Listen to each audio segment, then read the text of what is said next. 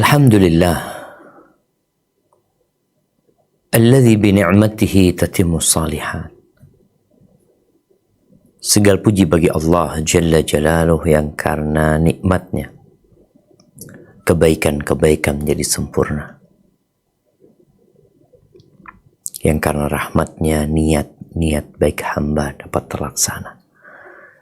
Tidak ada ketaatan yang dapat kita lakukan, tidak ada kemaksiatan yang dapat kita tinggalkan, melainkan semuanya karena nikmat yang Allah berikan kepada kita. Falahul hamdu walahus syukru. Allahumma salli wa sallim ala abdika wa rasulika Sayyidina wa maulana Muhammadin wa ala alihi wa ashabihi ajma'in.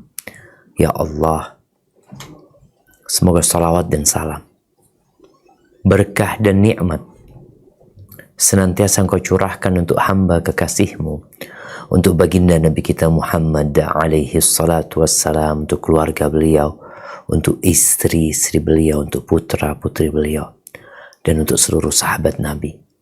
Semoga Allah meridhai kita bersama mereka. Amma ba'd, ahibati fillah. Manusia suka nongkrong. Maka kita lihat ada banyak tempat nongkrong yang dibuat oleh manusia. Ada yang duduk di masjid, ada yang duduk di kelas, ada yang duduk di warung, ada yang duduk di alam terbuka. Tapi yang jelas manusia suka duduk bersama, karena dia adalah al-insan yang dia akan kesepian tatkala tidak berkawan dan tidak berkumpul dengan orang-orang yang semisal.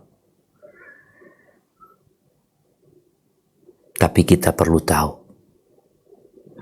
bahwa ternyata duduk bersama itu memiliki adab, ada etikanya,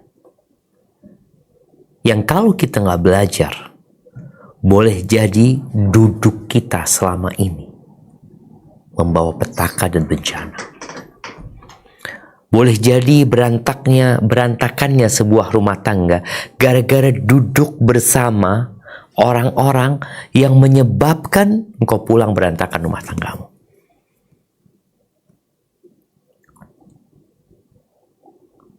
Ada duduk-duduk yang menghasilkan ide cemerlang. Ada duduk yang menghasilkan niat jahat. Ya, perampok mereka bersama-sama biasanya.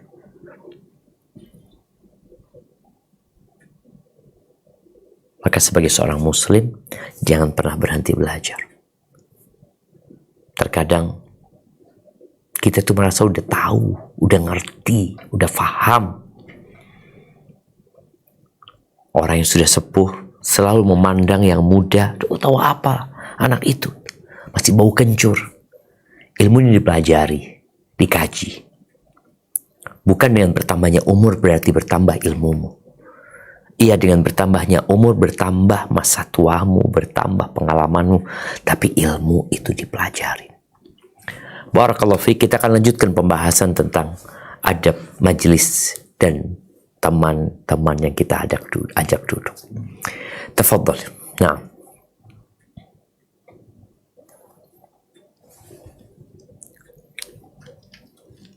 Bismillahirrahmanirrahim. Hadis nomor 831. Wa an Abi Sa'idil Khudri radhiyallahu anhu qala sami'tu Rasulullahi sallallahu alaihi wasallam yaqul khairul majalisi awsa'uha. Rawahul Abu Daud bi isnadi sahih ala sirah al-Bukhari. Ala syartil Bukhari.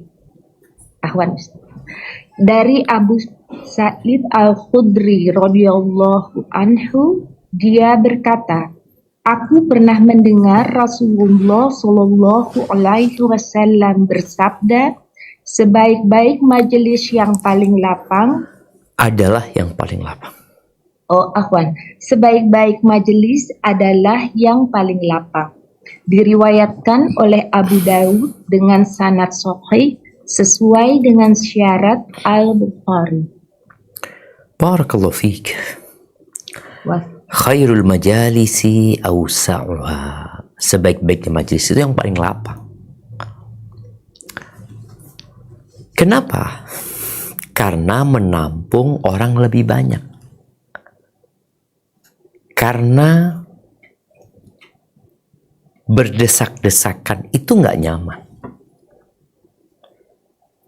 Rasul Shallallahu Alaihi Wasallam ketika berbincang tentang kebahagiaan, yang kita tahu semua orang ingin hidup bahagia, beliau menyebutkan arbaun minas sa'adah. Ada 4 unsur dalam dunia ini yang menjadi faktor pendukung kebahagiaan seseorang. Yang pertama, beliau mengatakan alaihi salatu wassalam, al-mar'atu salihah, istri yang solehah, pasangan hidup yang baik, yang bertakwa kepada Allah, menjalankan perintah dan menjauhi larangan. Itu unsur yang sangat kuat sekali yang mendukung kebahagiaan seseorang. Yang kedua, al-baitul wasi', rumah yang luas. Di sini, ketika engkau punya rumah yang luas dan engkau mengundang saudara, ngajak makan kawan, cukup. Konsep rumah minimalis itu konsep kesengsaraan sebenarnya. Oh, tapi kalau nggak mampu, orang itu memilih rumah kecil bagus yang jadi masalah. Padahal yang buat bangunan ke atas itu untuk beli tanahnya, insya Allah cukup. Berapa banyak bangunan yang lebih mahal dari harga tanah? Bangunannya 2,5 juta per meternya. Tanahnya 1 juta. Tanahnya kadang-kadang 500. Dia bangun dengan bangunan yang bagus, tapi jadi sempit. Yang luas, bukan yang bagus. Makanya di sini bicara majelis, tempat duduk ya, tempat keluarga, majelisnya ada ruang tamu, ada ruang keluarga, pokoknya tempat kumpul itu yang paling bagus, yang luas gitu loh.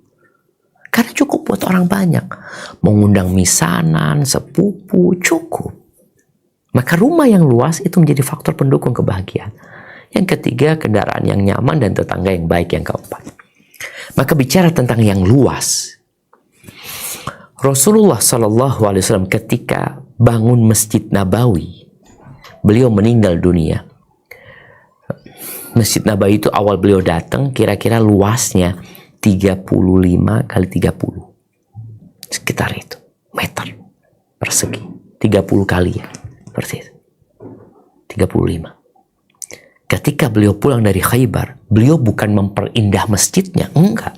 Tetap masjidnya kayak gitu, tapi diperluas. Jadi 50 kali 50. Bayangin, Masjid Nabawi itu 2.500 meter persegi. Di masa Rasulullah SAW.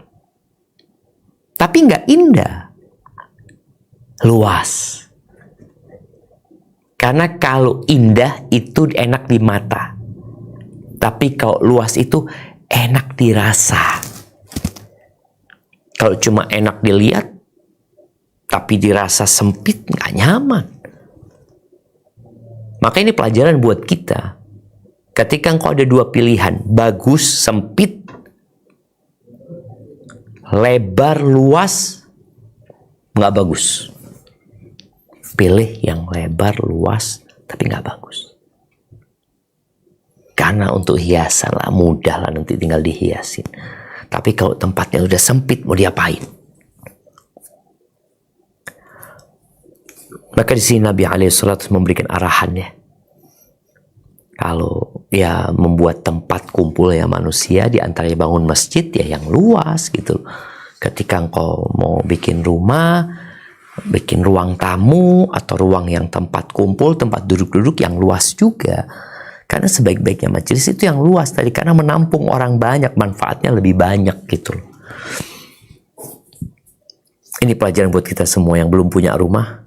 Ana terus terang, Ana punya rumah, tempat majelisnya itu sempit banget. Sampai Allah berikan petunjuk kepada Ana, rumah di sebelah punya tetangga itu belum ditempatin dan belum jadi. Ruang tamunya dia Ana minta Ana pinjem. Akhirnya nambah dikit, nambah 2,5 meter mungkin ruang tamunya. Masya Allah. Dan ketika ditambah jadi luas gitu loh. Barakallahu fiik, ini berkaitan dengan majelis. Sehingga siapa saja yang mau bangun masjid, yang bangun rumah, bikin tempat majelis, tolong pikirkan tentang kelapangan, bukan keindahan. Tanda-tanda kiamat itu bukan masjidnya lebar-lebar ya, bukan. Masjidnya bagus-bagus. Orang berlomba-lomba menghiasi masjid. Tapi kadang masjidnya nanti harus direnovasi, harus diluasin. Kecil kadang-kala. Berapa banyak di perumahan itu yang masjidnya lebih kecil daripada rumah kaplingan. Padahal itu rumah Allah Azza wa Jalla dan tempat majelis, tempat kumpulnya orang di sana. Barakallahu fiik. Baik, kita lanjutkan. Di hadis nomor 832 dan 833 dibaca sekalian. Naam, tafadhal. Bismillah. Hadis nomor 832. Wa'an Abi Hurairah radhiyallahu anhu qala Rasulullah sallallahu alaihi wasallam man jalasa fi majlisi fakasura fihi laghatuhu faqala qabla an yaquma min majlisi dzalik subhanakallahumma wa bihamdika asyhadu an la ilaha illa anta astaghfiruka wa atubu ilaik illa ghufira lahu ma kana fi majlisihi dzalik. Rawahu Tirmizi wa qala hadisu hasan sahih. Dari Abu Hurairah radhiyallahu anhu, dia berkata, Rasulullah shallallahu alaihi wasallam bersabda, barang siapa duduk di suatu majelis lalu dia banyak berbicara yang tidak membawa manfaat, lalu sebelum berdiri dari tempatnya mengucapkan, Maha suci Engkau ya Allah, dan dengan memujimu aku bersaksi bahwa tidak ada ilah yang berhak diibadahi melainkan hanya Engkau semata. Aku memohon ampunan kepadamu dan bertaubat kepadamu, melainkan akan diberikan ampunan kepadanya atas dosa-dosanya yang telah diperbuatnya selama di tempat duduknya itu. Diriwayatkan oleh At-Tirmizi dan dia mengatakan bahwa hadis itu hasan sahih. Nah, dilanjutkan. Hadis nomor 833. Bismillahirrahmanirrahim. Wa an Abi Barzah radhiyallahu anhu qala kana Rasulullah sallallahu alaihi wasallam yaqulu bi akhiratin idza arada an yaquma minal majlis subhanakallahumma wa bihamdik asyhadu an la ilaha illa ant astaghfiruka wa atubu ilaik. Faqala rajul ya Rasulullah innaka la taqulu qawlan ma kunta taquluhu fima madha. Qala dzalika kaffaratun lima yakunu fil majlis. Rawahu Abu Dawud. Dari Abu Barzah radhiyallahu anhu, dia menuturkan, jika Rasulullah sallallahu alaihi wasallam hendak bangun dari tempat duduknya, maka ucapan terakhir yang diucapkannya adalah Maha suci Engkau ya Allah, dengan segala puji hanya bagimu. Aku bersaksi bahwa tidak ada ilah yang berhak diibadahi melainkan hanya Engkau semata. Aku memohon ampunanmu dan bertaubat kepadamu. Lalu ada seseorang yang berkata, wahai Rasulullah, sesungguhnya engkau mengucapkan suatu ucapan yang tidak biasa engkau ucapkan sebelum ini. Beliau menjawab, yang demikian itu sebagai kafarat atau penebus atas dosa apa yang diperbuat selama di dalam majelis. Hadis riwayat Abu Dawud. Barakallahu fiik. Taib, ahibati fillah. Ini doa kafaratul majlis. Kita lihat ya, bagaimana Nabi SAW memberikan arahan. Karena kebanyakan majelis itu mengandung dosa. Kecuali majelis ilmu. Makanya doa ini bukan doa kajian, bukan doa setelah kajian. Pokoknya doa ketika engkau mau berdiri meninggalkan tempat itu. Boleh jadi kajian, boleh jadi engkau nongkrong di rumah makan, ngobrol ini itu, kemudian salah satu mau pulang duluan, ya sudah dia baca doa subhanakallahumma bihamdika asyhadu an la ilaha illa anta astaghfiruka wa atubu ilaik. Dia yang pergi, dia yang baca doa. Bukan yuk kita tutup dengan keakafaran. Enggak harus seperti itu. Maka Nabi SAW mengatakan, faqala qabla an yaquma min majlisihi. Kemudian dia berkata sebelum dia berdiri dari majlisnya. Karena sekali lagi boleh jadi majlis itu masih berlanjut. Boleh jadi bubar semuanya. Majlis yang paling banyak laghat, kalam yang nggak bermanfaat itu, ya majlis obrolan biasanya. Ngobrolin dunia, ngalor ngidul yang kadang kala ya ada ucapan-ucapan yang mengandung unsur dosa di tempat itu. Baca ini insya Allah diampuni itu dosanya. Dan kalau kita lihat bagaimana dia memuji Allah, subhanakallahum bihamdika, menyucikan Allah, lalu memberikan kesaksian atas keesaan Allah. Asyhadu an la ilaha illa anta. Aku bersaksi tiada yang berhak disembah kecuali Engkau ya. Astaghfiruka, aku ini punya banyak dosa ya Allah. Aku mohon ampun dan bertobat kepadamu. Diampuni dosanya. Di hadis yang kedua, kalau hadis yang pertama itu anjuran Nabi SAW, hadis yang kedua ini praktek. Gimana prakteknya Nabi SAW? Nabi gak memimpin doa kafaratul majlis. Tapi bagaimana Nabi SAW membaca,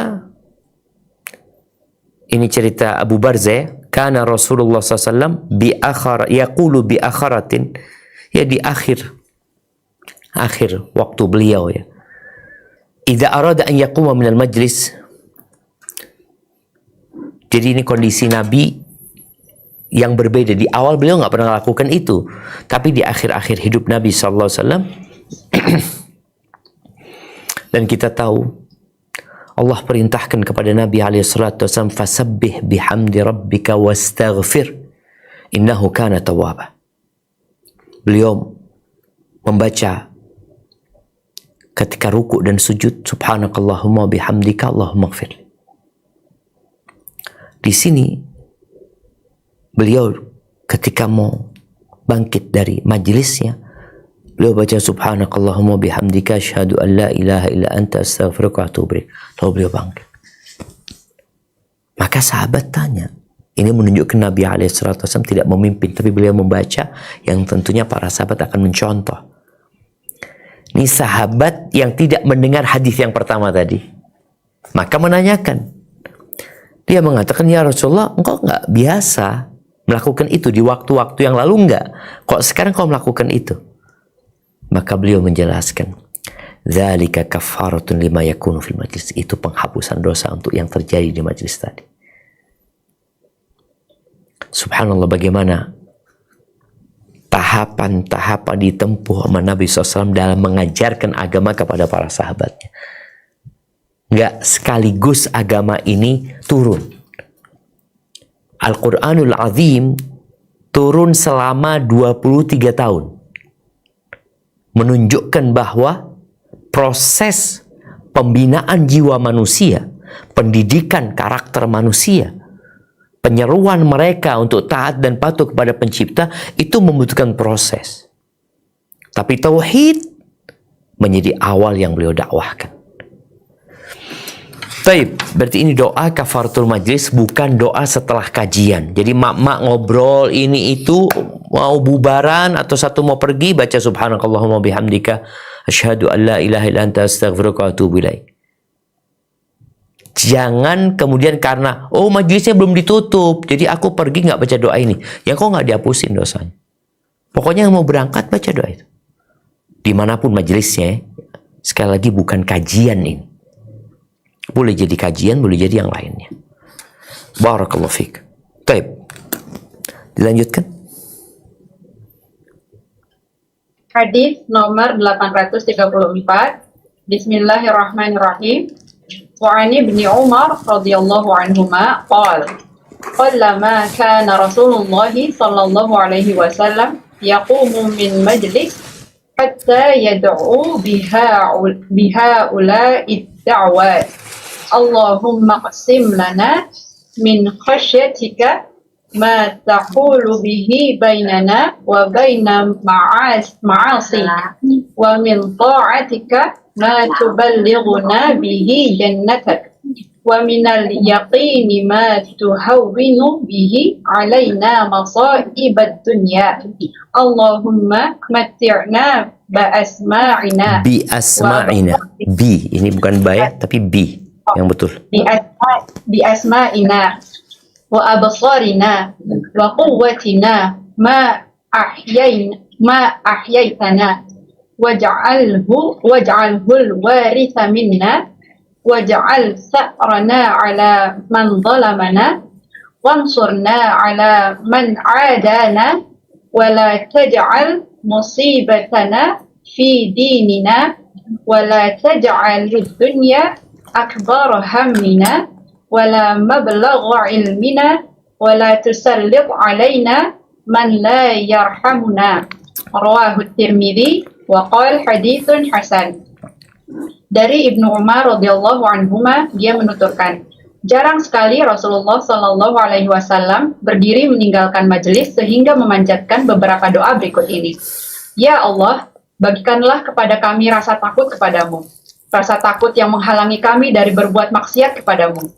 Juga bagikanlah kepada kami ketaatan kepadamu, yaitu ketaatan yang dapat mengantarkan kami ke dalam surgamu. Dan bagikanlah kepada kami keyakinan yang dapat meringankan cobaan dunia yang menimpa kami.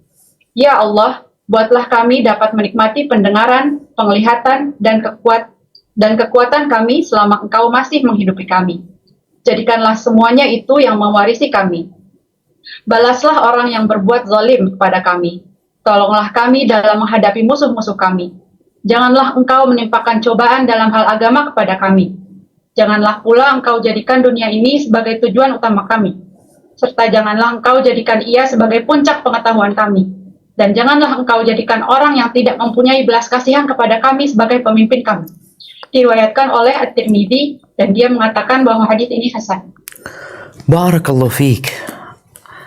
Ini ada doa yang Nabi SAW jarang meninggalkannya. Kapan dibaca doa ini? Syekh Muhammad bin Shalih Al-Utsaimin rahimahullahu ta'ala menyebutkan boleh jadi dibaca di awal majelis, di pertengahan, atau di akhir. Jarang Nabi meninggalkan, artinya, tapi Nabi tidak selalu membaca doa ini. Sebuah doa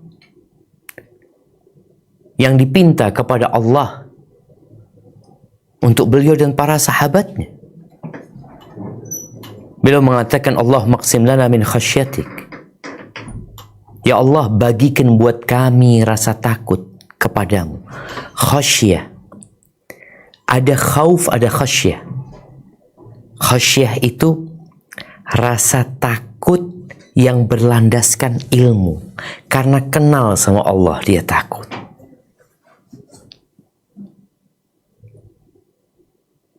Yang rasa takut ini menghalangi kami dari berbuat maksiat kepadamu. Sebagian orang tahu hukum tapi tetap melanggar. Berapa banyak orang yang faham dan mengerti bahwa sholat 5 waktu itu rukun Islam, tapi dia nggak sholat. Berapa banyak orang yang melakukan penipuan, yang berbohong, berdusta, melakukan riba. Dia tahu hukumnya, tapi dia nggak punya rasa takut. Ternyata rasa takut itu dipinta kepada Allah. Belajar, ngaji, kenal sama Allah, kita semakin takut kepada Allah Azza wa Jalla. Allah mengatakan, innama yakhshallaha min ibadihi al-ulama. Yang takut kepada Allah dari hamba-hambanya adalah orang-orang yang berilmu, para ulama. Maka kita perlu minta rasa takut tuh, jemaah. Orang kalau nggak punya rasa takut, berantakan jalan hidupnya. Semua dia tabrak, semua dia langgar. Nggak kenal halal haram. Tahu mana halal, tapi dia nggak takut lagi. Yang kedua yang dipinta, wa min ta'atika, minta ketaatan. Karena melaksanakan perintah Allah itu butuh pertolongan. Ketika kita mendengar panggilan hayya 'alas shalah, hayya 'alal falah, kita tidak mengulangi ucapan muadzin, tapi kita menjawab dengan ungkapan la haula wala quwwata illa billah. Tidak ada daya yang dapat mendorong kita melakukan ketaatan atau menghalangi kita dari perbuatan dosa kecuali dengan Engkau ya Allah. Dan ikrar kita setiap rakaat salat mengatakan iyyaka na'budu wa iyyaka nasta'in. Maka kita minta dikasih ketaatan, dikasih kemudahan untuk menjalankan perintah dan menjauhi larangan yang dengannya ya kami sampai ke surgamu ya Allah.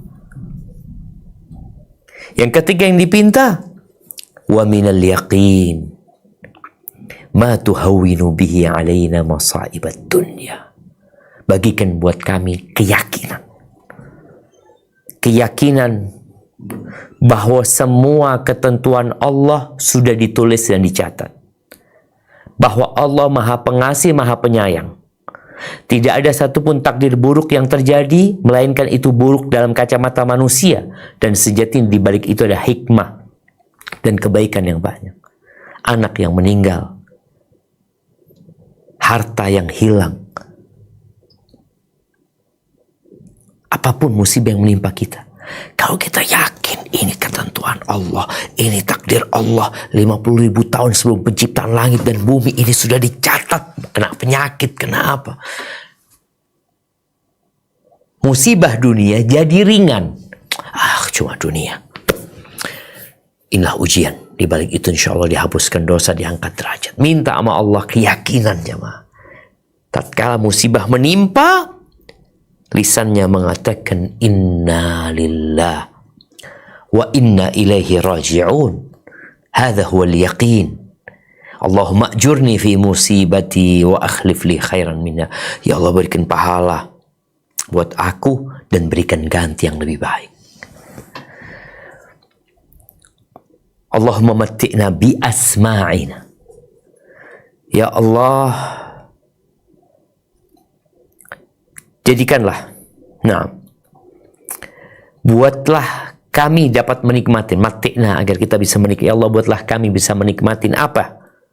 Bi asma'in, pendengaran kita. Karena biasanya orang bertambah umurnya, pendengarannya berkurang. Wa absarina, penglihatan kami ya Allah. Kami bisa menikmatin mata kami. Karena ada orang yang bertambah umur, rabun, katarak, buta. Minta sama Allah kita bisa menikmati pendengaran kami ya Allah, penglihatan kami, wa quwwatina ma ahyaitana, dan kekuatan kami selama kami hidup kita bisa menikmati itu. Waj'alhul waritha minna, dan jadikanlah semua itu mewarisi kami. Artinya kita minta sama Allah mati sehat. Karena ada orang mati udah sakit-sakitan. Ada orang mati sudah merepotkan orang lain. Ini minta sama Allah agar kita mati dalam kondisi fisik dan panca indera kita masih lengkap dan bisa dipakai. Normal. Orang kan dengan olahraga, dengan minum vitamin, ya tafadhol, asbab itu dilakukan nggak apa-apa. Tapi engkau doa, engkau harus tahu vitamin yang engkau konsumsi, olahraga yang engkau lakukan nggak akan memberikan manfaat buat dirimu kecuali Allah menghendakinya. Maka bagaimana engkau minta kepada Allah agar Allah menjadikan kita bisa menikmati pendengaran, penglihatan, kekuatan fisik sampai kita mati. Jadi anak-anak itu tahu bapaknya, bapak nggak pernah ngerepotin kita, Masya Allah. Bapak dalam kondisi sehat ya. Tapi ada orang yang meninggal dunia dalam kondisi ya udah sepuh, kemudian sakit-sakitan. Maka berdoa. Minta sama Allah Azza wa Jalla. Jadikan itu pewaris gitu. Jadi kita mati, yang diwarisi sama anak-anak kita tuh kekuatan dan sehatnya orang tua. Kemudian waj'al tha'rana 'ala man zalamana. Dan balaslah orang-orang yang zalim kepada kami. Kita minta kepada Allah agar Allah membalas orang-orang yang menzalimin kita. Wansurna 'ala man adana. Kita minta supaya kita ditolong menghadapi orang-orang yang musuhi kita. Ada orang yang gak suka dengan Islam, ada orang yang benci sama umat Islam. Kita minta tolong sama Allah Azza wa Jalla. Ada orang-orang yang bermakar di balik layar. Ada orang-orang yang merencanakan tipu daya, membahayakan umat Islam. Kita serahkan sama Allah Azza wa Jalla. Kalau kita minta kepada Allah, wala taj'al musibatana fi dinina. Jangan jadikan musibah itu menimpa agama kami. Mobil hilang, ya memang mobil akan kita tinggalkan selama-lamanya. Tapi kalau sholatmu hilang, maka musibahmu bermula ketika kau mati. Sedangkan musibah dunia dengan kita mati selesai urusan dunia. Tapi kalau musibah yang menimpamu agama, ternyata musibahmu akan bermula ketika kau mati. Ketika kau tidak lagi dapat menikmati kehidupan ini, yang ada hanya azab. Kita minta kepada Allah, jangan jadikan musibah menimpa agama kami. Jangan jadikan dunia ambisi kita yang paling besar. Yang ada jabatan, kekuasaan, harta, wanita. Dunia. Jangan ya Allah. Puncak ilmu kami. Jadi ilmunya cuma urusan dunia. Bagaimana Allah Azza wa Jalla benci kepada setiap orang yang alim bid dunya jahil bil akhirah. Berilmu tentang dunia, bodoh urusan akhirat. Tentang bumi, oh pintar nih orang. Urusan akhirat, bodoh. Padahal dunia yang dia milikin akan dia tinggalkan. Kemudian nih doa. Ini perlu banyak-banyak kita berdoa. Kita nggak tahu siapa yang bakal jadi pemimpin di negeri kita. Tapi kita berdoa mengatakan kepada Allah, wala tusallit alaina man la yarhamuna. Jangan sampai Allah dijadikan pemimpin buat kami orang yang tidak welas kasih. Ya. Orang yang jahat. Orang yang rakus, congkak. Dunia dan jabatan yang dicari. Yang kadang-kala menghalalkan segala cara. Minta sama Allah, jangan jadikan pemimpin kami orang yang tidak ulas kasih. Ya Allah. Barakallahu fiik. Baik, kita lanjutkan ke hadis nomor 835. Baik. Nah. Hadis nomor 835. Wa an Abi Hurairah radhiyallahu anhu qala Rasulullah sallallahu alaihi wasallam ma min qaumi yaqumuna min majlisin la yadhkuruna Allah ta'ala fihi illa qamu an misli jifati himar wa kana lahum hasrah. Dari Abu Hurairah radhiyallahu anhu, dia menuturkan Rasulullah sallallahu alaihi wasallam bersabda, tidaklah suatu kaum berdiri dari suatu majelis sedang mereka tidak berzikir kepada Allah Subhanahu wa taala di majelis tersebut, melainkan mereka bagaikan berdiri dari bangkai keledai sedang mereka memperoleh penyesalan yang sangat besar. Hadis riwayat Abu Dawud dengan sanad sahih. Allahu Akbar jemaah. Nih, jangan kau berpikir majelismu nggak boleh ada zikrullah. Kadangkala majelis tentang dagang ya, tentang urusan jual beli, urusan bisnis, urusan dunia. Lalu engkau berpikir nggak boleh ada zikrullah. Bahkan wajib ada zikrullah di sana. Kalau enggak, engkau seperti habis makan bangkai. Majelismu menjadi majelis yang penuh penyesalan pada hari kiamat. Hasrah. Dia akan menyesal, ya Allah, kenapa aku nggak berzikir pada waktu itu? Karena ada majelis-majelis yang ketika kita menyebut, oh ini nggak boleh dalam Islam, ini haram, Allah mengharamkan itu. Ada yang mereka mengatakan, loh ini bukan masjid ini bukan tempat kajian nih. Malah disitulah harus ada zikrullah. Kalau enggak, seperti makan bangkai himar. Bangkai. Dan akan jadi penyesalan. Menyesal di dunia masih bisa diperbaiki. Ya, tapi kalau sudah menyesal di akhirat, kepengen dibalikin ke dunia, ya laitani qaddamtu li hayati, ya Allah kalau waktu itu aku hidup ya, aku beramal, aku taat kepadamu, nggak ada gunanya sudah penyesalan itu. Maka Nabi SAW memberikan arahan, ada zikrullah, ada grup-grup yang nggak ada zikrullah. Bahkan ketika kita bawa ayat Allah, bawa hukum Allah, lalu dikatakan ini bukan grup kajian. Kalau majelis ilmu udah berkah dari awal. Nih majelis yang nggak ada zikrullah, bagaimana kita menjadikan majelis itu berkah? Ya zikrullah. Mengingat Allah Azza wa Jalla. Sehingga yang haram ditinggalkan, yang dosa tidak dikerjakan. Tapi kalau di sini zikrullah saja, di hadis selanjutnya ada zikrullah dan ada salawat buat Rasul sallallahu alaihi wasallam. Nah, silakan dibaca.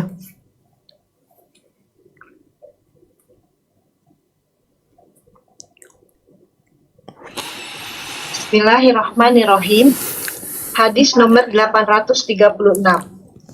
Wa anhu anin Nabi sallallahu alaihi wasallam qol majalasa qaumum majlisan lam yadhkurullaha ta'ala fihi wa lam yusallu ala nabiyihim fihi illa kana alaihim tirah illa kana alaihim tirah fa in sya'a 'adzabahum fa in sya'a ghafara lahu. Rawahu Tirmidzi wa qala haditsu hasan.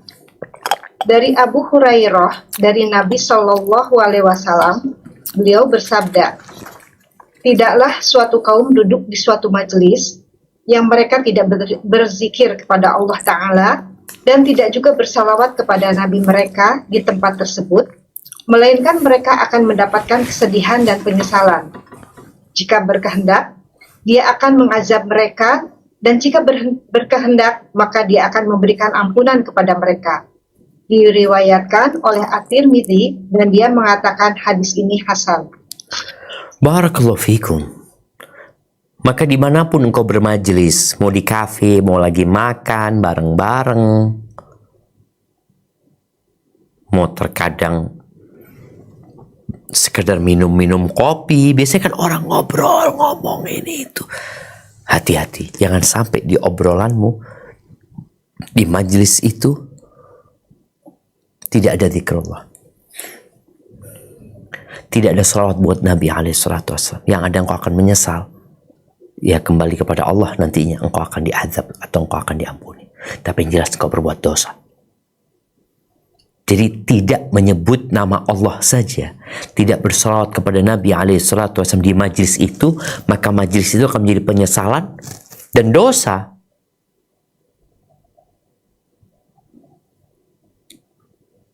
Yang terkadang kita berpikir, enggak, kita nggak ngomong apa-apa kok. Loh iya, kalau engkau ngomong yang mubah saja, mubah-mubah yang kau omongkan, tapi ternyata tidak ada zikrullah di majlismu, akan jadi penyesalan buat engkau, dan engkau berada di masyiatullah, di bawah kehendak Allah Azza wa Jalla. Kalau Allah mau mengazabmu, Allah mengazabmu, Allah mau mengampuni, mengampuni. Menunjukkan itu dosa.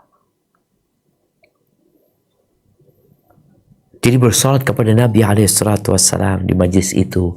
Duduklah engkau sambil dengarkan, mengatakan Allahumma sholli wa sallim alaihi. Jadi orang kalau dengar orang bersolawat itu, lalu dia bersolawat. Makanya kadang-kala jamaah di beberapa majlis itu, di kampung biasanya, kalau mereka udah mau buyar ya, mau bubar kajiannya atau mau bubar majelisnya, mereka mengatakan Allahumma sholli ala Muhammad. Ana wallahu alam. Apakah mereka berdalil dengan hadis ini? Tapi yang jelas ya kita bersolat kepada Nabi di majelis itu, agar majelis itu tidak menjadi petaka, menjadi penyesalan buat engkau. Dan kita semua tahu fadilah bersalawat buat Nabi SAW. Zikrullah mendatangkan ketenangan dan kedamaian. Salawat kepada Nabi SAW, Allah mengatakan innallaha wa malaikatahu yusalluna 'alan nabi ya ayyuhalladzina amanu sallu 'alaihi wa sallimu taslima. Sesungguhnya Allah dan para malaikatnya bersalawat kepada Nabi. Wahai orang-orang yang beriman, bersalawat dan bersalamlah kalian kepada Nabi alaihi salatu wassalam. Itu perintah Allah. Man shalla alayya salatan wahidah, barang siapa yang bersalat satu kali kepada aku, kata Nabi SAW, sallallahu alaihi biha ashran, maka Allah akan membalas salawatnya 10 salawat buat dia. 10, bayangin gimana Allah bersalat kepada dirimu, pencipta langit dan bumi bersalat kepada. Maka ahibati fillah, jangan sampai majlismu kosong, rapat. Oh, rapat urusan kerjaan Ustaz, itu majelis. Mulai dengan alhamdulillah wassalatu wassalamu ala rasulillah, tutup dengan doa kafaratul majlis, atau di tengah-tengah itu engkau membaca ayat, pokoknya ada zikrullah dan salawat kepada Nabi alaihi salatu wassalam, supaya majlismu tidak jadi dosa.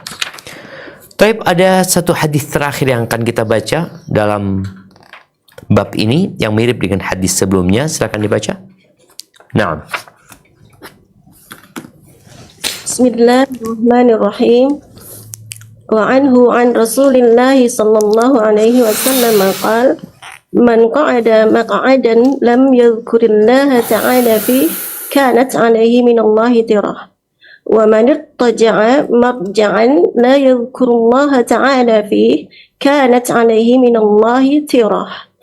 Dari Abu Hurairah radhiyallahu anhu meriwayatkan bahwa Rasulullah sallallahu alaihi wasallam bersabda, barang siapa yang duduk di satu tempat yang ia tidak menyebut nama Allah di sana, maka baginya kekurangan dari Allah. Dan barang siapa yang berbaring di satu tempat yang ia tidak menyebut nama Allah padanya, maka baginya kekurangan dari Allah. Hadis riwayat Abu Daud. Barakallahu fiik. Iya. Kalau kita lihat ya, di hadis yang pertama dan kedua ini berkaitan majelis kumpul. Di hadis sebelumnya ya, ma min qaumin yaqumuna min majlis, tidak ada satu kaum, berarti orang banyak nih, yang mereka berdiri dari satu majelis. Hadis yang kedua, ma jalasa qaumun, juga kaum. Di sini lebih kepada pribadi. Siapa saja, barang siapa, ini siapa saja. Engkau sendirian, man qa'ada maq'adan, dia duduk sendiri, dia tidak mengingat Allah. Ada orang yang duduk sendiri, dia pegang handphonenya, dia bermain game, dia nonton. Dia tidak mengingat Allah di majelis itu. Melainkan majelis itu akan menjadi penyesalan buat dia. Dua nikmat yang banyak manusia lalai, sehat dan waktu luang. Kau duduk nggak ngapa-ngapain, kenapa engkau tidak manfaatkan untuk mengingat Allah Azza wa Jalla? Wa man ittaja'a madja'an, ini pribadi juga, tidaklah seorang berbaring. Orang kadang kala berbaring ya, di atas kasur, di atas sofa, atau di jalanan, umpamanya dia istirahat, capek, kemudian dia tidak mengingat Allah, maka kejadian itu yang kita tahu semua peristiwa itu dicatat, melainkan majelis itu atau tempat engkau atau kondisi engkau rebahan yang tidak mengingat Allah, itu akan menjadi tirah, akan menjadi penyesalan buat dirimu, dan akan mengurangi pahalanya, akan mengurangi berkah hidupnya, mengurangi rezekinya. Pokoknya majelis itu akhirnya jadi masalah buat kita, jadi penyesalan. Maka mulai saat ini, ketika kau duduk, dimanapun kau duduk, bersama siapapun kau duduk, ingat Allah harus engkau ingat. Oleh karena itu, selesai sholat Jumat, orang kumpul nih, sholat Jumat, mendengarkan khutbah Jumat, lalu Allah mengatakan, فَإِذَا قُضِيَتِ الصَّلَاةُ فَانْتَشِرُوا فِي الْأَرْضِ. Kalau selesai sholat, silahkan kalian bertebaran di muka bumi ini. وَابْتَغُوا مِنْ فَضْلِ اللَّهِ, kalian cari rizki, cari karunia Allah Azza wa Jal. وَاذْكُرُوا اللَّهَ كَثِيرًا, berzikir, mengingat Allah yang banyak, la'allakum tuflihun, agar kalian sukses. Jadi ternyata zikrullah ini harus ada dalam semua rangkaian kehidupan kita. Tatkala itu kita lakukan, maka hidup kita akan penuh dengan keberkahan. Dan kita tidak akan menyesal ya, karena kita ingat sama Allah Azza wa Jalla. Barakallahu fiik, ana rasa kita cukupkan sampai di sini. Insyaallah kita akan melanjutkan ke bab baru, bab yang berkaitan dengan mimpi. Ini akan kita bahas pada pertemuan yang akan datang.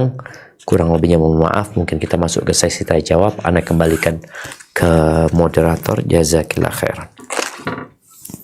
Alhamdulillah lazi bi'ni'mati tatimu sholat. Saya kalau Ustaz wa jazakumullah khair wa barakallahu. Ustaz Lara memberikan nasihat terutama untuk anak pribadi juga Bapak itu wasilah ilmu nasihat penjelasan dari kitab Syarih Riyadhus Shalihin kayak Imam Nawawi rahimahullah pada hari ini. Dan sebelum masuk ke sesi kedua itu sesi tanya jawab, seperti biasa kami Guru Bah Muslimah, Guru Bah Muskat ingin mengucapkan terima kasih kepada channel-channel dan media sunnah yang turut serta menyiarkan merelai pada kajian hari ini. Selain Guru Bah Muskat ada Sapa Muslim, Abiyati TV, Hisbah TV, Art Visi, Al Guru Bah Lumajang, Beraja Mengaji, Tangerang Mengaji, dan siaran tunda dari Al Furqan TV, juga siaran tunda dari Wesal TV, dan Kans Media Sunnah, Sunnah Jalan Pasti, Bangko Mengaji. Kami ucapkan sekali lagi jazakumullah khair barakallahu fikum, dan kita akan memulai sesi tanya jawab dalam 30 menit ke depan insyaallah. Dan alhamdulillah sudah ada beberapa pertanyaan yang bisa ditanyakan kepada Ustaz Zunat. Mungkin tafadhali Ukti bisa menyampaikan pertanyaan pertamanya. Jazakallah khair Tia. Assalamualaikum warahmatullahi wabarakatuh Ustaz. Waalaikumsalam warahmatullahi wabarakatuh. Naam, tafadhal. Ustaz, maaf ini pertanyaan dari salah satu jamaah Zoom tapi di luar tema Ustaz. Kakak Ana seorang nelayan yang kerjanya 4 bulan sekali baru pulang. Sudah berumah tangga 8 tahun dan mempunyai anak 1. Tapi istri kakak Ana selingkuh saat kakak tidak di rumah. Bulan Agustus lalu kakak pulang dan ibu juga adik Ana ngasih tahu kalau istrinya sudah mengkhianati dan ngakunya sudah janda. Tapi kakak tidak percaya dengan ucapan ibu dan adik Ana Ustadz. Ana masih diam dan sabar pura-pura tidak tahu padahal Ana menyimpan bukti foto selingkuhnya. Dan pekan kemarin Ana emosi karena kakak Ana bilang mau hutang motor yang mana pasti riba, sedangkan hutang bank kakak ke ibu Ana belum lunas, yaitu sertifikat rumah ibu yang digadaikan oleh kakak dan istrinya. Kakak hanya menurut dengan istri. Pertanyaannya Ustadz, apakah Ana salah jika menunjukkan foto perselingkuhan itu ke publik? Berharap kakak Ana tahu sendiri dan sadar tanpa tahu siapa yang kasih foto tersebut. Mohon nasihatnya Ustadz, apa yang harus Ana lakukan agar kakak Ana sadar. Jazakumullah khair, barakallahu fikum. Masya Allah, barakallahu fiik. Nas'alullah al-afiyah syamai.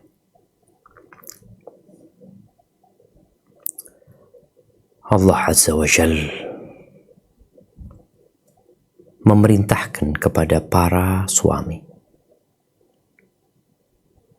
agar menjaga keluarganya dari api neraka. Ya ayyuhalladzina amanu qu anfusakum wa ahlikum nar. Jagalah diri kalian dan keluarga kalian dari api neraka.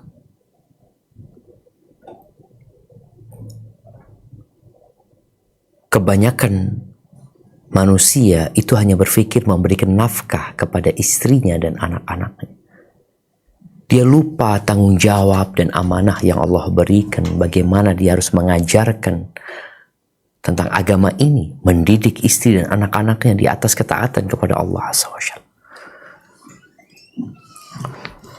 Tapi Anda nggak tahu bagaimana kondisi agama kakaknya tadi disebutkan. Kakaknya memang ya nggak takut dengan riba, ya nggak tahu apakah dia orang yang taat kepada Allah, mendirikan sholat, itu tidak disebutkan dalam pertanyaan.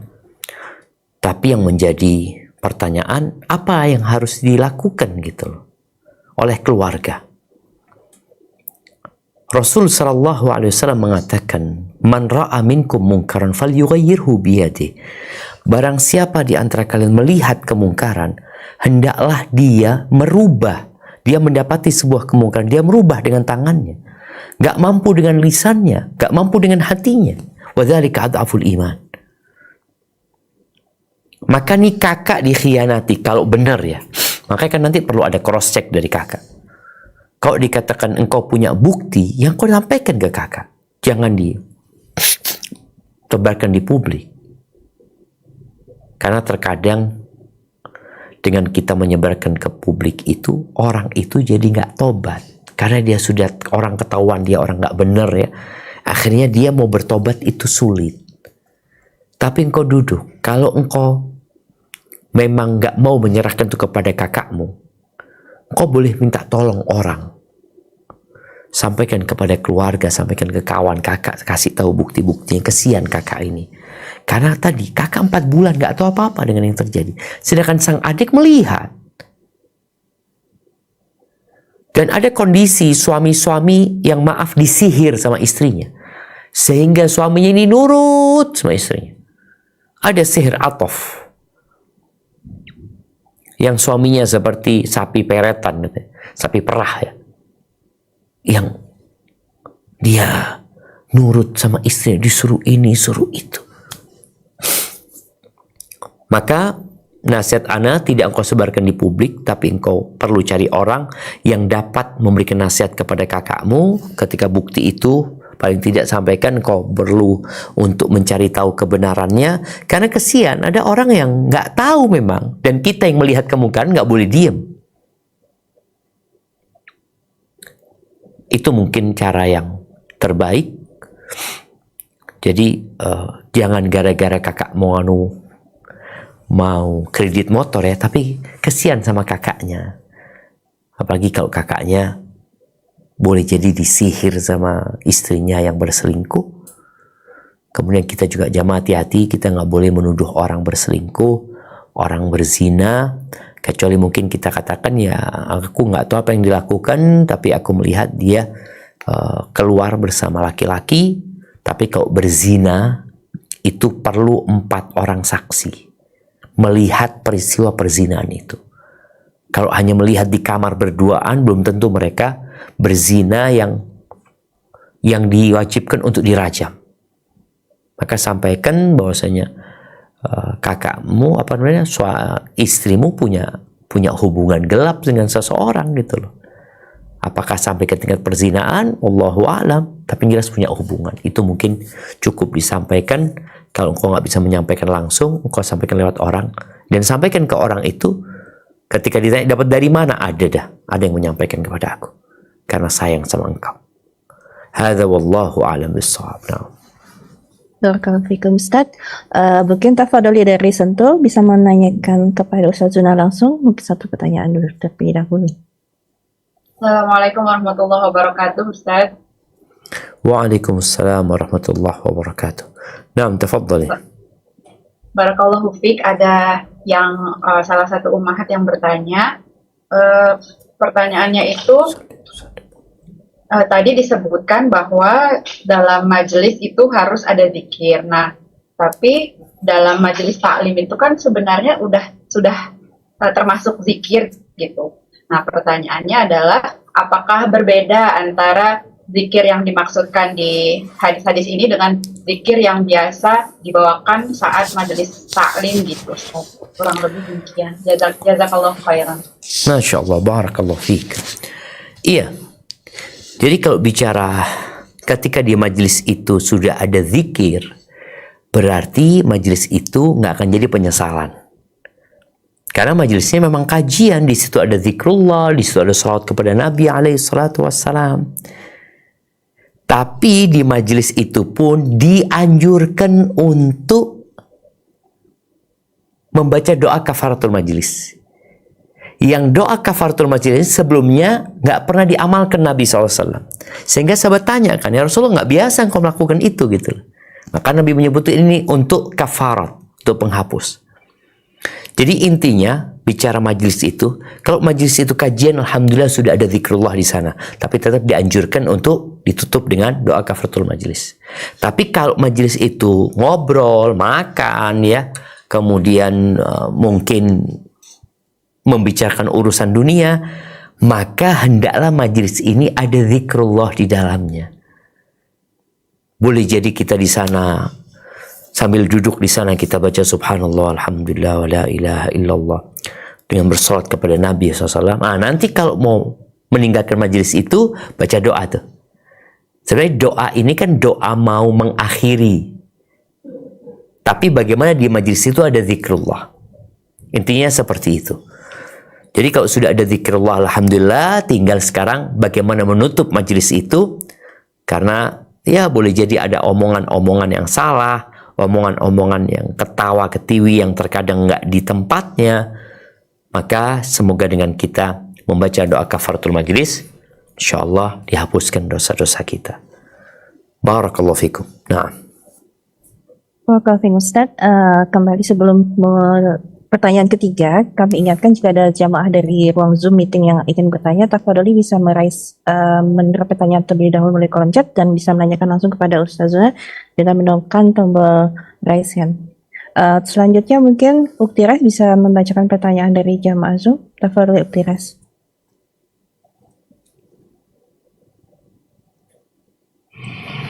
Baik Uktires, ini ada pertanyaan mengenai pemilu Ustadz, semoga tidak apa-apa. Baik, Bismillah, Assalamualaikum warahmatullahi wabarakatuh. Ahsanallahu ilaikum Ustadz. Afwan Ustadz, izin bertanya mengenai pemilu atau pilpres. Manakah yang lebih baik bagi kami yang awam? Apakah tetap memilih menggunakan hak suara atau golput? Yang kedua, berdosakah apabila kita memilih untuk golput Ustadz? Yang ketiga, bagaimanakah jika kita sudah yakin untuk memilih salah satu paslon karena iman dan akhlaknya baik, namun ternyata di belakang paslon tersebut didukunglah oleh tokoh-tokoh agama asatis yang berbeda manhaj. Keempat, apakah perkataan semisal berikut ini termasuk kesyirikan Ustadz? Ingat suara Anda menentukan nasib anak cucu bangsa ini ke depan. Mohon nasihatnya Ustaz. Jazakallah khair. Barakallahu fiik. Masya Allah, barakallahu fiik. Ya, ahibati fillah, kalau bicara pemilu, pilpres yang besok insya Allah akan dijalankan, kita tahu sistem yang ada bukan sistem yang sesuai dengan syariat. Tapi pembahasannya bukan di situ. Pembahasannya pemilunya akan terjadi, akan dilangsungkan besok. Engkau ikut atau tidak? Para ulama berbincang tentang maslahat dan mudarat. Boleh jadi tidak ada maslahat, engkau ikut. Atau boleh jadi ada dua mudarat yang besar, tapi salah satunya lebih kecil. Sehingga engkau melakukan sebuah tindakan yang tindakan itu mengambil mudarat yang lebih kecil. Makanya kita lihat sebagian ulama berpendapat nggak perlu ikut pemilu, golput aja gitu kan. Ada satu mengatakan enggak ikut. Makanya kalau kita lihat fatwa Syekh Muhammad bin Shalih Al-Utsaimin, beliau sampai menyampaikan boleh jadi wajib gitu loh. Ketika kondisinya memang menentukan, ini secara hitung-hitungan manusia ya. Kalau engkau nggak ikut bermasalah nantinya. Ini berkaitan dengan ucapan yang terakhir, kalau dikatakan suaramu menentukan. Ya sebenarnya kalau bicara yang menentukan itu Allah Azza wa Jal. Ketentuan itu wa ma tasyauna illa an yasha Allah Rabbul Alamin. Apa yang kalian kehendaki tidak akan terjadi kecuali Allah menghendakinya. Makanya kalau bicara pemimpin, kenapa Allah jadikan Fir'aun sebagai pemimpin padahal ada Nabi Musa alaihissalam, tapi yang memimpin Fir'aun? Kenapa Allah jadikan pemimpinnya Namrud padahal ada Nabi Ibrahim alaihissalam? Jadi yang jadi pemimpin itu tidak selalu yang diridhoin Allah, tapi yang dikehendaki Allah Azza wa Jalla. Ada perbedaan antara kehendak Allah dengan cinta Allah Azza wa Jalla.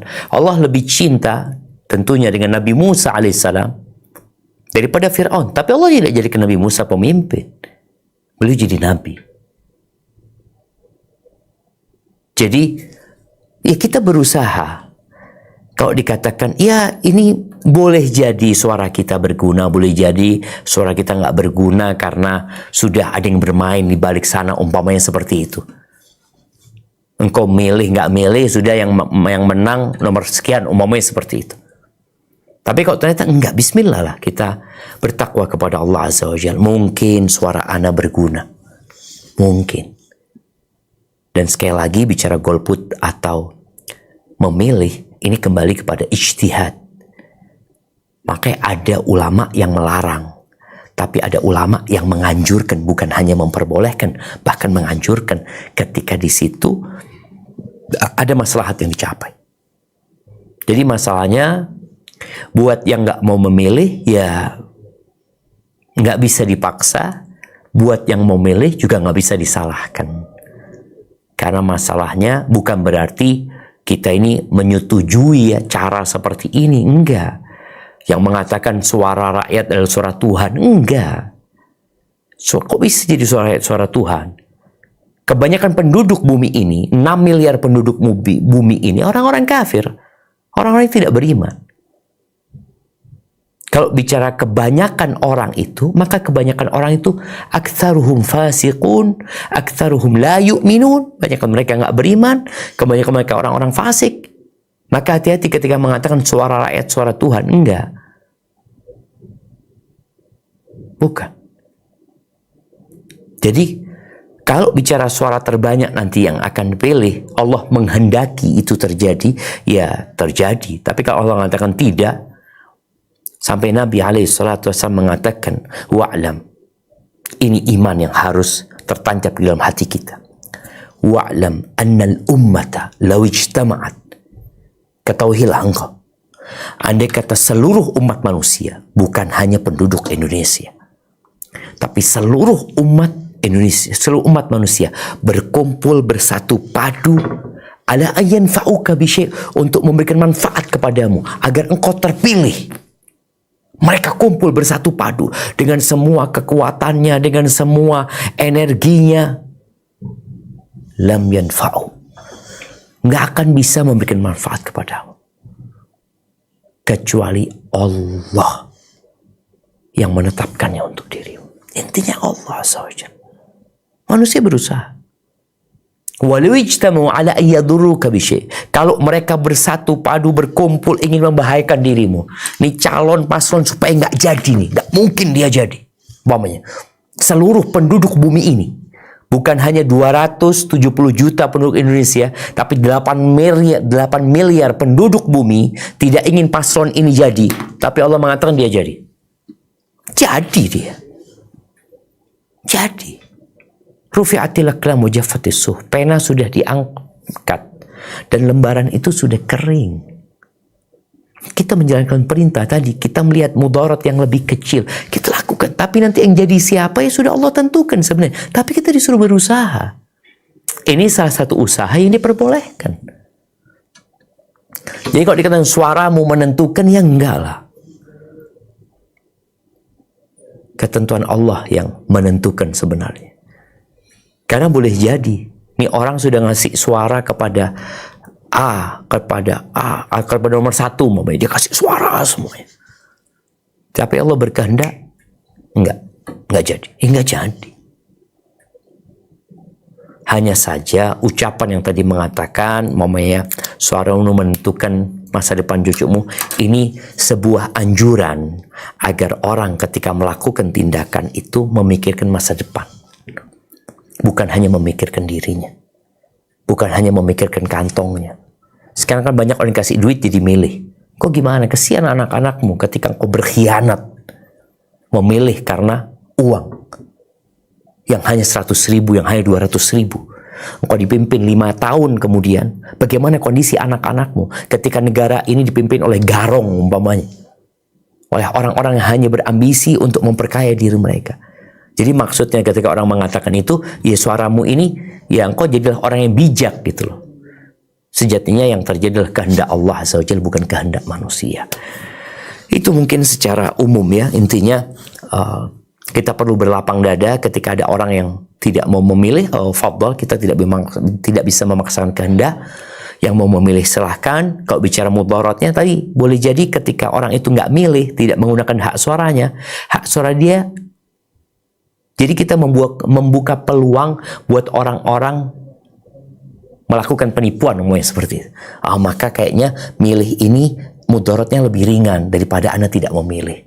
Tapi kembali kepada ijtihad, dan tolong setiap orang bertakwa kepada Allah Azza wa Jalla. Jaga lisannya dan selalu berbaik sangka dengan saudaranya sesama muslim, apalagi kepada para asatidah dan para ulama. Barakallahu fikum. Nah, Baik, barakallahu Ustaz. Semoga dapat dipahami khusus yang sudah bertanya. Mungkin sebelum Sentul memajukan pertanyaannya lagi, bisa untuk yang resen, yang sudah resen bisa menjawab terlebih dahulu pertanyaan intinya kepada kami, kepada host atau co-host yang bertugas. Selanjutnya kembali Sentul, jika masih ada pertanyaan, tafadhali Sentul bisa menanyakan pertanyaannya kepada Ustaz. Assalamualaikum warahmatullahi wabarakatuh. Waalaikumsalam warahmatullahi wabarakatuh. Barakallahu fiik Ustaz. Saya dapat titipan pertanyaan dari seorang teman. Pertanyaannya, apabila seorang suami ketika mengajak makan di rumah makan anak, istri, dan ibunya, kemudian si istri diminta untuk membayar, dan sebelum masuk rumah makan itu sepertinya suaminya itu sudah pasang wajah cemberut gitu, seperti tidak ikhlas gitu. Yang ngajak makan siapa? Yang ngajak makan suaminya. Terus kemudian beliau minta supaya istrinya membayarkan gitu. Tunggu bentar. Nah, Tunggu bentar. ya. Yang ngajak makan suaminya atau istrinya yang minta diajak makan sama suaminya? Bukan Ustadz, jadi ini ibu mertuanya baru datang ke kota tempat mereka tinggal. Kemudian suaminya tuh ngajak makan ke restoran, ngajak istrinya, ibu si suami dan anak-anaknya. Kemudian suaminya nyuruh istrinya, mungkin karena suaminya merasa sudah memberikan uang bulanan, nafkah bulanan, minta supaya istrinya bayar gitu. Siap. Nah, sedangkan istrinya merasa bahwa uang yang diberikan itu pas-pasan gitu Ustadz, untuk hari-hari, untuk semuanya gitu, untuk SPP, anak-anak dan segalanya. Nah, kemudian suaminya itu jadi ketika istrinya menolak untuk membayar, suami itu langsung cemberut dan sepertinya tidak ikhlas untuk membayarkan makanan tersebut. Nah, kemudian yang menjadi ganjalan di hati istri ini, haramkah apa yang masuk ke dalam perut istri dan anak-anak katanya. Akhirnya Karena suami bayar tapi kan? suami bayar, tapi dengan cemberut dan kayak marah-marah gitu Ustaz. Nah, Jadi, barakallahu fiik. Siap. jadi istrinya takut makanan yang masuk ke mulutnya itu dan anak-anak dan ibu mertua itu tidak menjadi makanan yang haram. Iya, gitu. karena Nah, tidak itu- ridho dia, seperti itu. Jazakallah. Siap, barakallahu fikum. Nah, ahibati fillah, berkaitan dengan muamalat ya, kita memang harus pandai-pandai melihat orang yang ngajak kita ke rumahnya. Kadang-kadang ada orang lewat, mampir ke rumah, padahal dia cuma basa-basi, maka jangan datang kita. Karena dia basa-basi, dia akhirnya terpaksa karena nggak enak gitu loh. Jadi dosa nanti kita ketika kita datang dan kita tahu dia terpaksa. Kalau tadi suaminya memang yang mengajak dan suaminya yang bertugas untuk membayar. Ketika dia menugaskan istri tahu duitnya nggak cukup, pas-pasan kok disuruh bayar itu. Kecuali ini ada dugaan umpamanya suaminya minta istrinya bayarin, nanti digantiin sama suami, umpamanya seperti itu. Ada kondisi seperti itu. Anak kadang-kala ngomong sudah bayarin dulu nanti. Akhirnya dibayarin, nanti anak ganti gitu loh. Karena anak yang ngajak, anak yang bertugas umpamanya. Maka insya Allah apakah yang dimakan itu halal? Ya insya Allah halal yang dimakan. Karena memang diundang sama suami. Bukan istri yang mengundang suami dan ibunya untuk makan bersama di sana. Hanya saja apakah benar memang uangnya itu nggak cukup, pas-pasan. Atau sebenarnya istri punya rencana lain. Karena ada perempuan mungkin yang nabung dan suaminya tahu. Dia punya tabungan yang disimpan lumayan. Maka dia minta dibayarin dari sana umpamanya. Maka ini kembali kepada kondisi yang ada kita nggak tahu. Tapi yang jelas sebenarnya yang wajib membayar adalah yang mengundang untuk makan di sana. Dan kalau suami tadi merasa dia telah memberikan nafkah, kalau nafkahnya lebih dan bisa cukup untuk bayar, ya istri bayarlah. Karena dia diperintah kan untuk membayar oleh suami dari duitnya suami sebenarnya yang diberikan kepada dia. Tapi kalau nggak cukup, istri pun boleh ngambil uangnya suami. Ngambil uang suami itu boleh kalau suami tidak memberikan nafkah yang cukup, padahal dia mampu. Hadza wallahu a'lam bissawab. Nah. Barakallahu fiik. Semoga dapat dipahami khusus untuk jamaah Sentul. Tafadhali Ukti Evi bisa menanyakan pertanyaan terlebih dahulu kepada Ustadz. Tafadhali. Jazakallahu khair Ustaz. Assalamualaikum warahmatullahi wabarakatuh Ustaz. Waalaikumsalam warahmatullahi wabarakatuh. Naam, tafadhal ya. Assalamualaikum Ustaz. Afwan, mohon izin bertanya dari pertanyaan jamaah Ustaz. Bagaimana hukumnya menerima barang-barang makanan yang identik suatu perayaan seperti Imlek atau coklat di hari Valentine? Bolehkah kita menggunakan atau memakannya jika sudah terlanjur diterima? Dan bagaimana juga membeli produk yang bertemakan perayaan-perayaan tersebut Ustaz? Mohon penjelasan dan pencerahannya. Jazakumullah khairan, barakallahu fiik Ustaz. Masya Allah, barakallahu fiik. Ya jamaah, ada perbedaan pendapat di antara para ulama tentang makanan dari perayaan-perayaan yang tidak sesuai dengan syariat. Ada yang berpendapat karena perayaannya itu haram, maka haram makanan ketika diberikan kepada kita. Tapi ada yang berpendapat tidak. Ketika makanan itu makanan yang halal. Makanan itu bukan sesembelihan yang diperuntukkan untuk selain Allah Azza wa Jalla. Makan itu halal dan kita tidak ikut serta dalam perayaan tersebut, hanya dikasih makanan tersebut, dikirimkan kepada kita. Sekali lagi bukan kita yang datang ya dalam acara tersebut, enggak, tapi dikirimkan kepada kita. Ya sekali lagi Anda lebih condong kepada yang berpendapat ketika makanannya itu halal, ya engkau silahkan makan. Tapi kalau makanannya haram ya nggak boleh dimakan gitu loh. Tidak hanya untuk perayaan tersebut. Tapi tetap ada ulama yang berpendapat enggak, karena itu perayaan yang haram sehingga kita seperti ikut merayakan dengan kita menerima pemberian tersebut. Wallahu a'lam bishawab. Itu mungkin yang ana fahami, tapi sekali lagi ada ulama yang mengharamkan ya, yang nggak boleh menerima makanan-makanan dari perayaan-perayaan yang dilarang seperti itu. Hadza wallahu a'lam bishawab. Nah. Barakallahu Ustaz. Mungkin ya ada jamaah Zoom yang mau bertanya, tafadhali untuk Ukti Baby Lenggo bisa menyampaikan pertanyaan langsung pada Ustaz. Bismillah, Assalamualaikum. Barakallahu fiik. Waalaikumsalam Ustaz, warahmatullahi wabarakatuh. semoga Allah selalu melindungi Ustaz. Izin bertanya, dalam waktu dekat ini alumni saya itu akan mengadakan semacam reuni tapi dikemas dalam bentuk kajian alumni. Yang ingin saya tanyakan, bagaimana saya harus bersikap? Di satu sisi menurut saya itu menjalin kembali ukhuwah dengan teman-teman sekolah dulu, tapi di satu sisi saya khawatir karena itu teman-teman main saya dulu, takutnya susah menjaga sikap atau mungkin lupa bahwa karena itu teman-teman sekolah ya, jadi udah tahu masing-masing kelakuannya, jadi ngomongnya juga nanti takutnya seperti anak SMA. Begitu Ustadz, bagaimana seharusnya saya bersikap? Apakah saya ikut kajian itu atau bagaimana ya? Begitu, sekian, terima kasih. Assalamualaikum warahmatullahi wabarakatuh. Waalaikumsalam warahmatullahi wabarakatuh. Ya, ini mau bermajelis dengan teman-teman masa lalu yang boleh jadi ada maslahat, ada mudaratnya. Ada sebuah kaidah yang mengatakan daf'ul mafsada muqaddamun ala jalbil maslahah. Menolak adanya bahaya itu lebih diutamakan daripada cari maslahat. Kita tahu ada maslahatnya, tapi ada mudaratnya nih. Maka menolak maslahat itu lebih utama daripada mencari maslahat. Kalau engkau rasakan, kayaknya mudarat, ada sih masalahnya tapi mudaratnya banyak, ya sudah, jangan kumpul. Maka di sini perlu adanya hisab, perhitungan. Kira-kira aku bisa nggak dapat maslahat tanpa mudarat. Kalau ternyata dapat maslahat tapi mudaratnya besar, maka lebih baik kau tinggalkan. Karena maslahat mungkin bisa cari di tempat lain.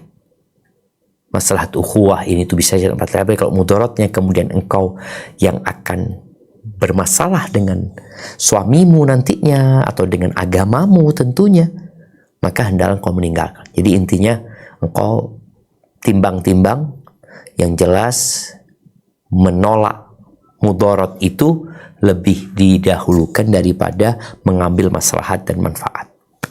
Hadza wallahu a'lam bissawab. Waalaikumsalam. Ustaz, mungkin 10 menit terakhir apa mungkin untuk 3 pertanyaan Ustaz? Insyaallah ya. Bismillah. Bismillah. Tafadhali mungkin dari Sentul bisa menanyakan mungkin Ukti Uut bisa menanyakan lagi pertanyaan dari jamaah Zoom. Wah, jazakallahu khair Ukhti Tias. Assalamualaikum warahmatullahi wabarakatuh. Ustadz, ada titipan pertanyaan. Afwan, Ustadz izin bertanya, ketika ada saudara yang berusaha bergaul dengan orang-orang kelas atas, menyekolahkan anaknya di sekolah elit, dan dia berusaha ikut menyesuaikan diri termasuk dari cara berpakaian dan gadget yang dipergunakan. Namun sebenarnya kami melihat dia tidak mampu karena di balik itu dia selalu lain. Apa yang harus di balik itu apa tadi putus? Di balik itu dia?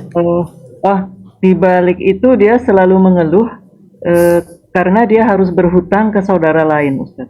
Ya. Apa yang harus kami lakukan sebagai saudaranya, Ustaz? Apakah berdosa apabila saudara-saudara yang lain menolak menghutanginya? Nah. Jazakumullah. Barakallahu fiik. Ya. Innal qarina bil muqarani yaqtati. Kawan itu akan niru yang dia temenin.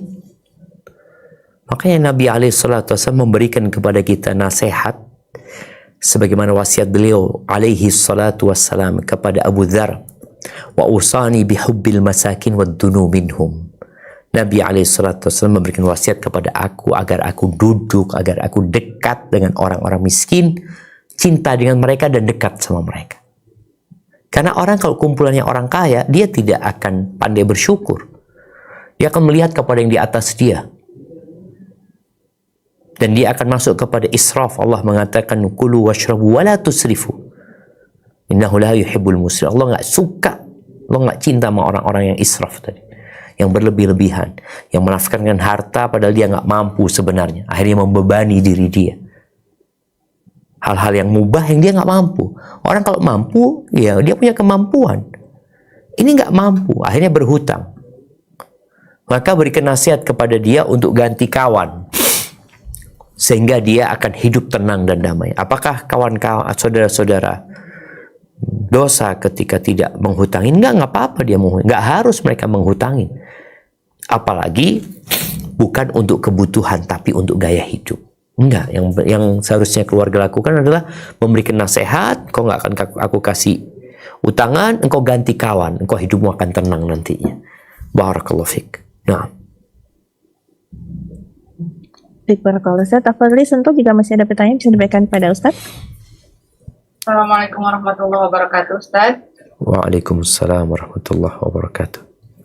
Ada titipan pertanyaan kembali, Ustaz, mengenai pembangunan pesantren ini, Ustaz. Jadi ada seseorang yang akan membangun sekolah agama atau pesantren pribadi yang hasilnya juga nanti masuk ke dalam rekening pribadi juga gitu ya, hasilnya untuk pribadi. Tetapi dalam perjalanan pembangunannya yang orang tersebut yang membangun pesantren itu membuka semacam sumbangan gitu, sumbangan infak pesantren. Apakah hal tersebut diperbolehkan, Ustadz, mengingat nantinya itu akan digunakan untuk keuntungannya untuk pribadi gitu, Ustadz? Iya.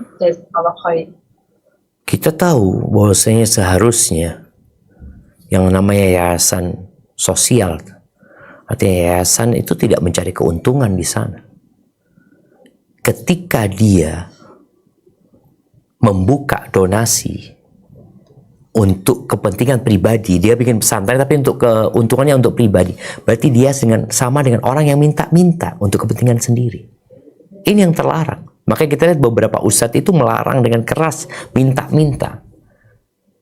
Karena Nabi SAW melarang hal itu dan hukumnya haram ketika orang minta-minta sedangkan dia tidak dalam kondisi darurat. Ini tercela sekali. Dia meminta-minta untuk bangun pesantren yang untuk memperkaya dirinya sebenarnya. Maka hal itu hal yang terlarang. Coba dia sampaikan kepada orang-orang, pembangunan pesantren, pamannya, donasi nanti hasilnya buat saya. Ini kan minta-minta dia, mengemis yang terlarang. Mengemis ada yang diperbolehkan, minta-minta ada yang diperbolehkan. Kalau memang dia membutuhkan. Tapi kalau yang seperti ini, maka terlarang, apalagi bukan buat umat dia, untuk kepentingan pribadi. Hadza wallahu a'lam bissawab. Na'am. Barakallahu fiik Ustaz. Mungkin satu pertanyaan lagi Ustaz. Tafadhali. Na'am. Fadli Ukti Evi bisa membacakan pertanyaan dari jamaah. Jazakallahu khair. Assalamualaikum warahmatullahi wabarakatuh. Ustaz, assalamualaikum. Jika ada seorang suami kaya yang sudah sakit parah dan menaun, suatu ketika terjadi masalah dengan istrinya, Ustaz. Lalu si suami marah dan pernah berkata akan menceraikan istrinya. Suami nggak suka jika istrinya mendapatkan warisan darinya. Tak lama kemudian, suami tidak suka. Suami tidak suka istrinya ini mendapatkan warisan darinya, Ustaz. Oh, dari sang suami. Dari sang suami, ya. Tak lama kemudian suami ini meninggal dunia akhirnya, Ustaz. Qadarullah. Apakah sang istri tetap berhak mendapatkan warisan dari sang suami atau sudah jatuh talak dari ucapan suaminya itu, Ustaz? Mohon pencerahannya. Jazakumullah khair, barakallahu fiik, Ustaz. Naam, ahibati fillah. Di sini ada suami-suami yang ingin membahayakan istrinya. Jadi kalau dia menceraikan istrinya sehingga masa iddahnya sudah selesai, maka sudah bukan suami istri. Tapi kalau dia menceraikan istrinya dan masih dalam masa iddah, ini yang talak raj'i, maka posisinya dia masih istri sebenarnya. Jadi kalau yang tadi ditanyakan, itu belum diceraikan. Karena memang sang suami berniat untuk menceraikan istrinya, ingin menceraikan istrinya, sakit hati sama istrinya, tapi dia belum menceraikan, masih ingin. Maka posisinya masih istrinya, maka istri ketika suaminya meninggal ada masa iddahnya, bukan iddah cerai ya, iddah meninggal dunia, di mana iddah meninggal dunia adalah 4 bulan 10 hari, dan dia mendapatkan hak dia sebagai seorang istri karena dia masih diancam dan dia memang belum diceraikan. Tapi kalau sudah diceraikan dan sudah lewat masa iddahnya, ya sudah, memang bukan suami istri ya. Jadi intinya orang yang niat mengancam istrinya, nanti saya ceraikan, atau dia, ya saya akan mikir, atau dia marah emosi kemudian dia mengucapkan ucapan yang intinya ancaman akan menceraikan, maka ancaman itu belum menjatuhkan perceraian. Tapi kalau dia sudah mengatakan aku ceraikan engkau dan telah jatuh talaknya, kemudian masa iddahnya selesai, maka dia tidak berhak mendapatkan warisan. Maka bagi para suami istri, bersabarlah ya. Apalagi mengurusin suami yang sakit-sakitan, semoga jadi pahala buat engkau. Tapi di satu sisi ketika sang istri tidak mampu, maka dia punya kesempatan gugat cerai. Tapi berusahalah untuk melihat kepada kelebihan dan tidak selalu melihat kepada kekurangan. Kita semua punya kekurangan. Barakallahu fiik, itu yang dapat Anda sampaikan. Kurang lebihnya mohon maaf. Yang benar dari Allah Azza wa Jal, yang salah dari diri Anda pribadi, Allah dan Rasul yang terbebaskan dari kesalahan itu. Anda kembalikan ke moderator, mohon undur diri. Subhanakallahumma bihamdika asyhadu an la ilaha illa anta astaghfiruka wa atubu ilaik.